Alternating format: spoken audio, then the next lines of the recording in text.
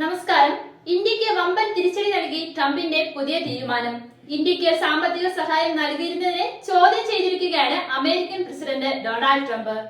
തിരഞ്ഞെടുപ്പുകളിൽ വോട്ടർമാരുടെ പങ്കാളിത്തം ഉറപ്പുവരുത്താനെന്ന പേരിൽ 160 കോടി രൂപയാണ് അമേരിക്ക ഇന്ത്യക്ക് നൽകിക്കൊണ്ടിരുന്നത്. ഈ സഹായം ഡൊണാൾഡ് ട്രംപ് റദ്ദാക്കി. സർക്കാരിന്റെ ചെലവ് കുറയ്ക്കൽ വിഭാഗമായ ഡിപ്പാർട്ട്മെന്റ് ഓഫ് ഗവൺമെന്റ് എഫിഷ്യൻസി അഥവാ ഡോജ് ആണ് ഇന്ത്യക്കുള്ള ധനസഹായം നിർത്തലാക്കാനുള്ള നിർദ്ദേശം സർക്കാരിന് നൽകിയത്. സാമ്പത്തിക വളർച്ചയുള്ള ഉയർന്ന നികുതി ചുമത്തുന്ന ഇന്ത്യ പോലെയുള്ള ഒരു രാജ്യത്തിന് അമേരിക്കയുടെ സാമ്പത്തിക സഹായത്തിന്റെ ആവശ്യമെന്ന് ട്രംപ് അഭിപ്രായപ്പെട്ടു. എന്തിനാണ് നമ്മൾ ഇന്ത്യക്ക് പണം കൊടുക്കുന്നത്?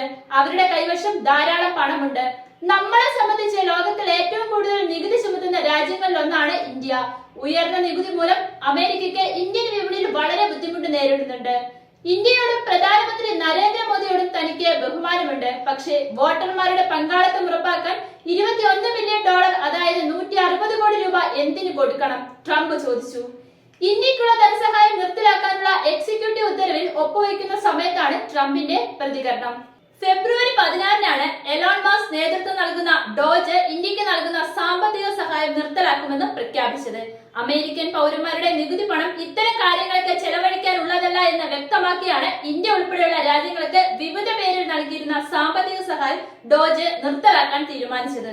കോൺഗ്രസ് നേതൃത്വത്തിലുള്ള UPA സർക്കാരിന്റെ കാലത്ത് രാജ്യ താൽപര്യങ്ങൾക്ക് വിരുദ്ധമായ ചില ശക്തികൾക്ക് ഇന്ത്യയെ ദുർബലപ്പെടുത്താനുള്ള എല്ലാ അവസരങ്ങളും നൽകിയെന്നാണ് BJP ആരോപിച്ചത്. ഇതിനെല്ലാം പിന്നിൽ ജോർജ് സോറോസ് ആണെന്നും BJP IT സെൽ തലവൻ അമിത് മാളവ്യ ആരോപിച്ചിരുന്നു.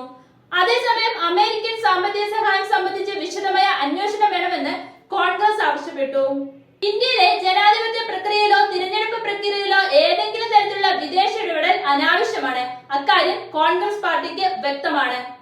അതിനെ ഞങ്ങൾ എതിർക്കുന്നു. ഇത് അപലീനമാണെന്നും കോൺഗ്രസ് പ്രതികരിച്ചിരുന്നു.